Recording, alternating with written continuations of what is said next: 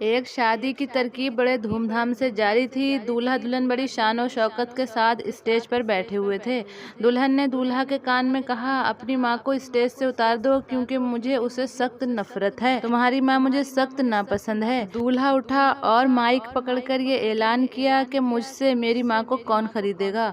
इतना सुनकर जो लोग भी वहाँ पर थे उन सब पर सन्नाटा तारी हो गया। फिर दूल्हा बोला, मैं अपनी माँ को खुद ही खरीद लूंगा। उसने शादी की अंगूठी उतार कर फेंक दी और दुल्हन को तलाक दे दी और माँ के कदमों में बोसा देते हुए कहा, मैंने नफा का सौदा किया। तब वहाँ मौजूद लोगों में से किसी ने पूछा, आखिर क्या हुआ? तब उसने सारी बात बता दी कि ये दुल्हन जिसकी शादी मेरे साथ हुई है, ये मेरी माँ को नापसंद करती है। इसने मुझसे कहा है कि मैं अपनी माँ को स्टेज से उतार दूं। जो लड़की एक ही दिन में मुझसे मेरी माँ की बुराई करती है और मुझे उससे अलग करने की कोशिश करती है, मैं उस लड़की के साथ नहीं रह सकता, इसलिए मैं इसको तलाक देता हूँ।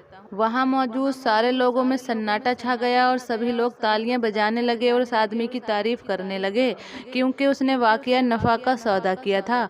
और वो लड़की जिसने उसकी माँ को छोड़ने के लिए कहा था, वो दुल्हन बनी रो रही थी, उसके हाथ कुछ भी नहीं लगा। तब वहाँ मौजूद लोगों में से एक आदमी ने खड़े होकर ऐलान किया कि मैं इस नौजवान के साथ अपनी बेटी का निकाह करना चाहता हूँ और कहा कि इससे बेहतर मेरी बेटी को खाबिंद मिल ही नहीं सकता।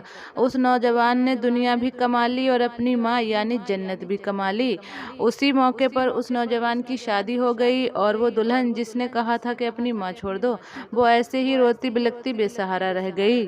तो दुनिया में मुझे जो भी जितना भी मिला, ये सब कुछ मेरी माँ की दुआओं का सिला है।